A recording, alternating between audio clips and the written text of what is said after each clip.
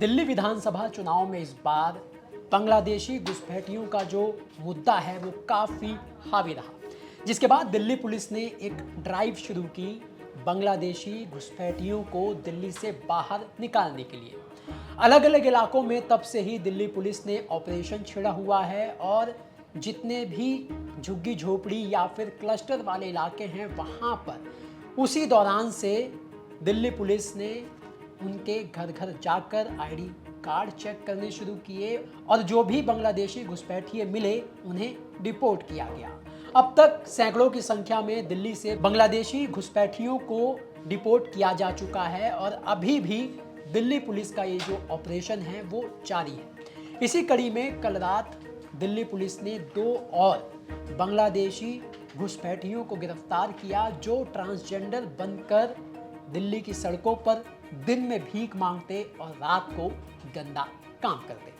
अब दिल्ली पुलिस की पकड़ में ये दोनों जो ट्रांसजेंडर बनकर बांग्लादेशी घुसपैठिए रह रहे थे, अपनी पहचान छुपाकर दिल्ली पुलिस ने इन्हें कैसे पकड़ा, बताएंगे आपको आज के क्राइम कैपिटल के इस एपिसोड में।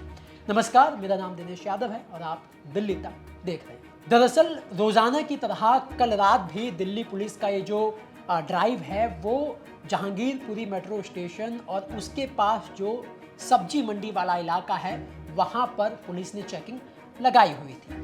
तभी पुलिस को वहाँ पर 2 ट्रांसजेंडर दिखते हैं। पुलिस को शक हुआ और पुलिस ने जब उनसे पूछताछ की तो वो गोलमोल जवाब देने लगे। उसके बाद पुलिस ने उनसे उनका मोबाइल फ़ोन मांगा।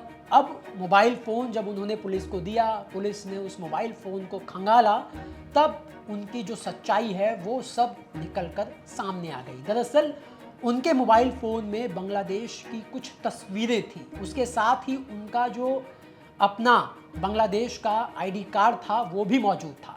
पहले तो वो दोनों ट्रांसजेंडर कुछ भी साफ साफ बताने से इनकार करते रहे, लेकिन जब पुलिस ने उन्हें उन्हीं का मोबाइल दिखाकर बांग्लादेश की तस्वीरें दिखाई और वो उनका आईडी कार्ड दिखाया तो उन्होंने आखिर में कबूल कर लिया कि वो बांग्लादेशी नागरिक हैं और अवैध तरीके से दिल्ली में रह रहे हैं। इसके बाद दिल्ली पुलिस ने उन्हें गिरफ्तार कर लिया। गिरफ्तार करने के बाद जब दिल्ली पुलिस ने उनसे और डिटेल में पूछताछ की तो उन्होंने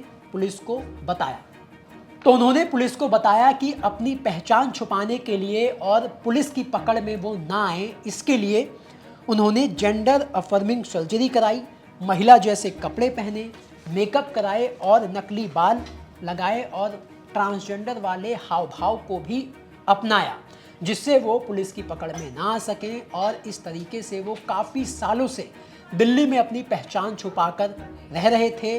दिन में वो भीख मांगने का काम करते थे, जबकि रात में वो आपत्तिजनक काम दिल्ली के रेड लाइट पर करते थे।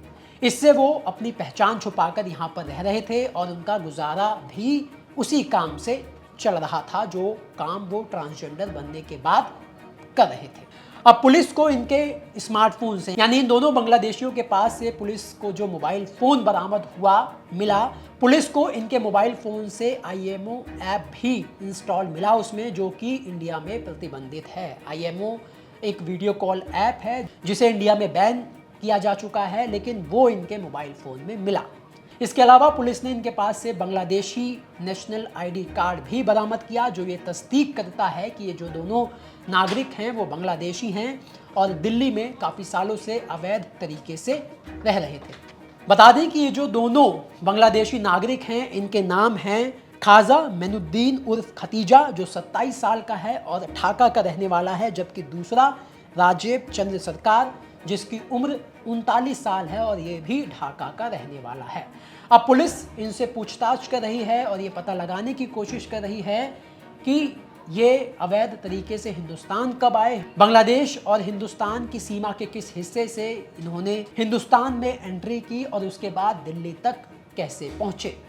इन सब सवालों का पता लगाने के बाद पुलिस जो है वो इन्हें बिना वीज़ा दस्तावेज के भारत में घुसपैठ करने के आरोप में विदेशी अधिनियम 1946 के तहत दोनों को उसके बाद जो है जो प्रोसेस होता है, अगर कोई भी घुसपैठिया किसी भी देश में मिलता है तो उसका सारा डॉक्यूमेंट खंगालने के बाद, उसकी हिस्ट्री को खंगालने के बाद उसे डिपोर्ट कर दिया जाता है। तो इन दोनों बांग्लादेशी घुसपैठियों को भी इस सादे प्रोसेस के बाद डिपोर्ट कर दिया जाएगा, जैसा पुलिस अब तक अपने पिछले 6 महीने के ड्राइव में करती आई है। जैसा हमने आपको बताया कि सैकड़ों की संख्या में जो बांग्लादेशी घुसपैठिए हैं जो दिल्ली में अवैध तरीके से रह रहे हैं, उनको पुलिस अब तक सैकड़ों की संख्या में डिपोर्ट कर चुकी है।